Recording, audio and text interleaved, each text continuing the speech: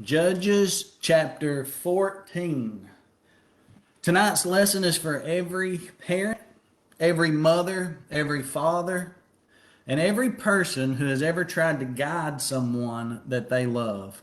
Because Judges 14 teaches a painful truth. You can raise someone right, love them deeply, warn them sincerely, and then they still choose their own path. But even when people make wrong choices, God is still working behind the scenes. Tonight we enter into one of the most famous stories in the Bible, Samson, the marriage of Samson. Last week was his birth, and now we're getting into the man himself. Samson, he was strong physically, but he was so weak spiritually. Called by God, yet constantly pulled by his faith. And if we're honest, that sounds a lot like it sounds a lot blood. It sounds a lot like people today. People with potential, people with callings, people with talent, but no self-control. Let's get started reading. We got Judges 14. I'm going to read verses 1 through 3 first. Samson went down to Timnah, and at Timnah he saw one of the daughters of the Philistines. Then he came up and he told his father and mother, I saw one of the daughters of the Philistines at Timnah. Now get her for me as my wife. But his father and mother said to him, Is there not a woman among the daughters of your relatives or among all of our people that you must go and take a wife from an uncircumcised Philistine? But Samson said to his father, Get her for me, for she is right in my eyes. All right, first off, uncircumcised Philistine. They're not under the covenant with God. Back in the books prior, we learn that circumcision was how you marked the covenant with God. So these people were not under that covenant with our God. These people had their false gods that they were with. But Samson, he sees this Philistine woman, and immediately says, Go get her for me. So notice that he didn't ask if she loved God. He didn't ask about her character. He didn't ask about wisdom. He didn't ask nothing. He saw her, he desired her, and he demanded her. So that's modern culture right there. It feels right. I want it. I deserve it. Follow your heart. And now I hear that a lot too, but listen, if your heart is without God, then that can destroy you. People still do this today. Think about this: relationships built only on attraction. Marriages started with passion, but no foundation. They don't know each other, and eventually they'll fall apart because there's no foundation there. You got to get to know them first, right? Teenagers and adults chasing feelings instead of wisdom. Just because you want it doesn't mean that God sent it. Samson's parents, this is where it's going to tie in. Luckily, this ties into Mother's Day really well. Samson's parents tried to guide him. Mothers should be able to relate with this tonight. His parents basically say, Why would you choose someone outside of God's people? They were trying to protect him, not control him, protect him. Parents understand something that kids often don't. Choices have consequences. And a mother can see danger before a child ever sees it. An example, a mother warns her daughter, that boy's trouble, but the daughter ignores her. Okay? Years later, there's heartbreak, there's abuse, pain, single motherhood, emotional scars. The mother wasn't trying to ruin her fun. She was trying to save her from the future that she knew was coming. When you're a kid, you're oblivious to some of these things, and that's why we lean on our mothers and fathers. Sometimes wisdom sounds restrictive until life proves that it was protection. Let's read verse 4. Verse 4, chapter 14, verse 4, it says, His father and mother did not know that it was from the Lord, for he was seeking an opportunity against the Philistines. At that time, the Philistines ruled over Israel. Okay, this verse is huge. I studied this verse for 2 solid days. I talked about this in my Sunday school class Sunday. I prayed about this verse. I didn't understand it. I prayed, I studied it. I even sent my pastor a text and asked him if he could help me understand it. And he didn't respond. It was about 10:30 at night, and I'm glad he didn't respond. I woke up the next morning, no response. I started studying again, started reading again, trying to understand this passage because it's hard to teach something that you don't understand. You can't. So I needed to understand this verse. And so what I mean, all right, the text right here in the ESV, it says, his father and mother did not know that it was from the Lord. Okay? It was from the Lord. The King James Version says that it was of the Lord. And then the New Living Translation said that the Lord was at work in this. All right, the meaning of this verse, because if what my hold up with, what I was struggling with, was if this is from the Lord, why in the world would God approve of him being with a Philistine woman who is outside of God's covenant? That didn't make no sense to me. So I believe God finally revealed that to me. And what it was if you go back and you look at chapter 13, verse 1, it says at the end of that the Lord gave them, Israel, into the hands of the Philistines for 40 years. Okay? So the Lord gave them into the hands of the Philistines for 40 years. So 40 years has went by where the Philistines has been in control. And the only way that Israel is going to be able to take back control from the Philistines is for there to be some sort of conflict. There has to be some conflict. So God says, all right, so he's going to use Samson's dumb decision to go be with this Philistine woman to begin judging the Philistines. Okay? Listen to me. That does not mean that God approved of Samson's bad choice. It means that God is so powerful that he can still work through human failure.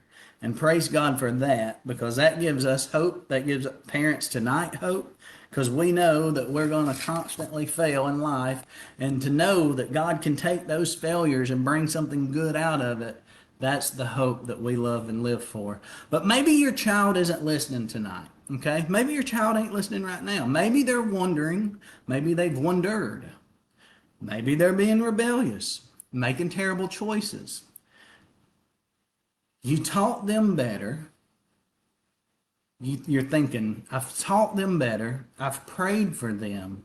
I've cried over them. Listen carefully. Good parents does not guarantee obedient children. Even Adam and Eve had Cain. But God is still able to work behind the scenes. Do not give up praying, though. Your child's rebellion does not cancel out God's ability to reach them. And a wise man told me this week, there's more grace than sin. And that's comforting. There's more grace than sin. Let's keep reading verses 5 through 6. Then Samson went down with his father and mother to Timnah, and they came to the vineyards of Timnah. And behold, a young lion came towards him roaring. Then the Spirit of the Lord rushed upon him, and although he had nothing in his hands, he tore the lion in pieces as one would tear a young goat. But he did not tell his father or his mother what he had done. Notice verse 6, it says, then the Spirit of the Lord rushed upon him. He tore the lion into pieces. All right, so I got two things out of this. My first point is, I wonder if at any point, our parents tell us growing up that you can do anything you want to do. You can be anybody you want to be. So I wonder if at any point he doubted who he was. If that's the case, we know now in verse 6 that the Spirit of the Lord rushed upon him and he tore a lion into pieces. So if he doubted, there's no way he can doubt anymore. He knows he has the power of God living in him. So he can no longer doubt that. The second point that I'd like to make is God gave Samson power, but Samson still lacked discipline. Strength without discipline is dangerous. It's very dangerous. We see this today. Athletes with talent destroying their careers. Preachers with the gift of being able to preach, deliver a message. You seen them guys have veins pop out of their head, and they can do a really good job preaching, and they really do. But then they take that ability and that gift and they preach a false gospel. That's what I'm trying to say. Or what about this? An influencer who's got millions of followers, huge platforms, and they ruin their lives. They're not using that platform for a godly way. They could be using that to spread the gospel and reaching millions of people, but they're not. Smart people making foolish choices. Talent and our gifts, they can open doors, but your character determines whether you stay there. Let's keep reading. We're going to read verses 7 through 9. Verses 7 through 9. Then he went down, he being Samson, then he went down and talked with the woman, and she was right in Samson's eyes. After some days he returned to take her, and he turned aside to see the carcass of the lion, and behold, there was a swarm of bees in the body of the lion and honey. He scraped it out into his hand and went on eating as he went. And he came to his father and mother, and he gave them some, and they ate. But he did not tell them that he had scraped the honey from the carcass of a lion. That's so nasty. There's a dead animal laying there, the lion that he's killed days before. Honeybees has used it to create their hive, and they've created honey inside of the carcass. He reaches down there and just scrapes it out and starts eating it. Better yet, he goes home and he gives it to his mom and dad to eat, and they have no idea that he scraped it out of the carcass of a lion. And I was talking in my Sunday school class, and I told them that when I go places to eat, I always want to know who made what, because I'm picky on who I eat. If I don't know you, I don't know that I want to eat your food. This doesn't help that. Samson just showed up with some honey that he scraped out of a dead lion's carcass. That's nasty. And his parents ate it. So we got a couple things going on right here too. If you remember, Samson is a Nazarite. A Nazarite's not supposed to touch a dead body. So you've got some scholars who suggest that he's violating his Nazarite covenant because he's touching a dead body, but some of them say that's only supposed to be a human body, not an animal body. So irregardless, there's still some sin here. And we see that he is always getting close to things that God just doesn't want him close to. And it seems that he is constantly compromising very slowly. And when you compromise, a compromise rarely starts big. It starts so small to where you could say something along the lines of, maybe it was a human body I'm not allowed to touch, so I can touch an animal body. But you're still trying to pivot on that line. And that's so modern today because people say, I'm not hurting anybody. Or it's just entertainment. It's just flirting. It's just a text. It's no big deal. Or it's just one drink. It's just one website. Just one. So it's just one compromise. People rarely fall suddenly. They drift very slowly. Let me explain that to you, because if the devil let you fall fast, then you would realize what you did is wrong. And that would hurt. That would hurt his ability to continue to hinder you. But if you drifted so slowly that you didn't even realize you were drifting, unless you hear me telling you right now that that's compromise, you would never know it. You would maybe chalk it up as bad luck. If you knew Satan was involved, would you still do it? Probably not. But if you thought, for instance, that it was bad luck, it wouldn't be that big of a deal to you. As long as you're not giving credit, as long as Satan has you not praising God, then he's winning. He doesn't need your worship. He needs you to not worship God. Does that make sense? Small compromises can become mega destructions. Let's keep reading. We're going to read verses 10 through 20. This will finish the chapter, but we got a lot to talk about here. Beginning in verse 10, his father went down to the woman, and Samson prepared a feast there, for the young men used to do. As soon as the people saw him, they brought 30 companions to be with him. And Samson said to them, "Let me now put a riddle to you. If you can tell me what it is within the 7 days of the feast, and find it out, then I will give you 30 linen garments and 30 changes of clothes. But if you cannot tell me what it is, then you shall give me 30 linen garments and 30 changes of clothes." And they said to him, "Put your riddle that we may hear it." And he said to them, "Out of the ear came something to eat, and out of the strong came something sweet." And then in 3 days they could not solve the riddle. On the 4th day, they said to Samson's wife, "Entice your husband to tell us what the riddle is, lest we burn you and your father's house with fire. Have you invited us here to impoverish us?" And Samson's wife wept over him and said, "You only hate me. You do not love me. You have put a riddle to my people, and you have not even told me what it is." And he said to her, "Behold, I have not told my father nor my mother. Shall I tell you?" She wept before him 7 days that their feast lasted. And on the 7th day he told her, because she pressed him hard. Then she told the riddle to her people. And the men of the city said to him on the 7th day before the sun went down, "What is sweeter than honey? What is stronger than a lion?" And he said to them, "If you had not plowed with my heifer, you would not have found out my riddle." And the Spirit of the Lord rushed upon him, and he went down to Ashkelon and struck down 30 men of the town and took their spoils and gave their garments to those who had told the riddle.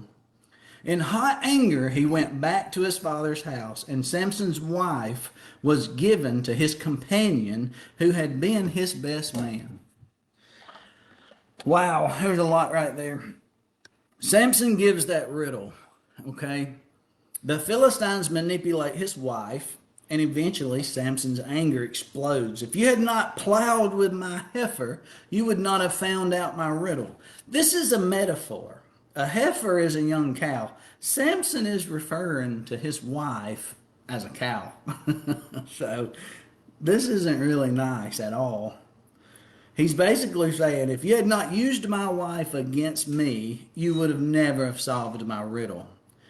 Plowing with my heifer. All right, that means manipulating her, pressuring her, using her to get information from Samson. It was an insult. It was a very, very harsh statement. Samson is comparing what they did, hear me right here, to borrowing someone else's animal to do the work for them. Okay, remember what happened. Samson's wife cried, pressured him for days.